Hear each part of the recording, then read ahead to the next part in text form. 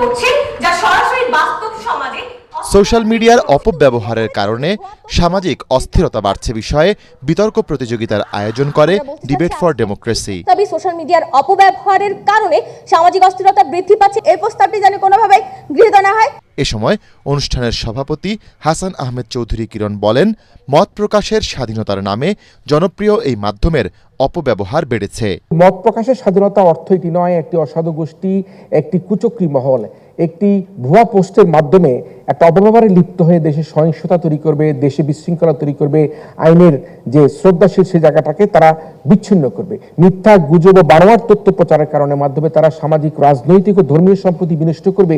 এটি কিন্তু কোনোভাবে মত প্রকাশের স্বাধীনতা হতে পারে না। প্রধান অতিথির বক্তব্যে বিটিআরসির চেয়ারম্যান অবসরপ্রাপ্ত মেজর জেনারেল এমদাদুল বারী বলেন, সোশ্যাল মিডিয়ার অপব্যবহার বন্ধে কাজ করছে সরকার। মেটা, গুগল, এই ইউটিউব ইত্যাদি কেউই আমাদের লাইসেন্সই না বা সরাসরি আইনগতভাবে আমাদের আন্ডারে না। আমরা চেষ্টা করছি যেন দুইটার মাঝখানে ফাঁক আস্তে আস্তে কমতে থাকে, সেটা চেষ্টা করা, কিন্তু তার মানে যে এখনো ফাঁক নাই তা না। ডিজিটাল ওয়ার্ল্ডে সমস্ত স্মৃতি মানে অক্ষয় স্মৃতি। সো আজকের তারুণ্যের যে ভুলগুলো আছে অনলাইনে আমরা করছি, এটা সারা জীবন আমাদেরকে তাড়া করে ফেলবে। ব্যক্তি যদি তার দায়িত্ব নেয়, আমার মনে হয় এটাই হচ্ছে সবচেয়ে বেশি কার্যকর হবে। সামাজিক যোগাযোগ মাধ্যম ব্যবহারে সবার সচেতনতা প্রয়োজন বলেও মন্তব্য করেন তারা। বিয়ে বাণিজ্যের নামে সোশ্যাল মিডিয়ার অপব্যবহার করে আমরা দেখি মিথ্যা গুজব, অপতথ্য, নোংরা, অরুচিকর কন্টেন্ট সেখানে করা হচ্ছে।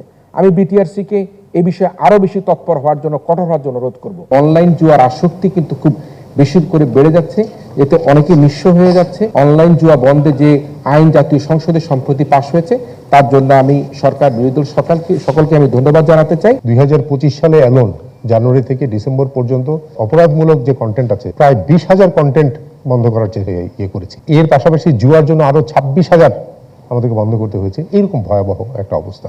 অনলাইনে কোনো যদি অপরাধ করা হয়, এই জন্য প্রথম যে এজেন্সি যেটা এটা দেখবে ওটা হচ্ছে ল এনফোর্সমেন্ট এজেন্সি। প্রতিযোগিতায় মানারাত ইন্টারন্যাশনাল ইউনিভার্সিটিকে হারিয়ে স্ট্যামফোর্ড ইউনিভার্সিটি বাংলাদেশের বিতার্কিকরা বিজয়ী হন। ইমদাদুল্লাহ বাবু, ATN বাংলা, ঢাকা।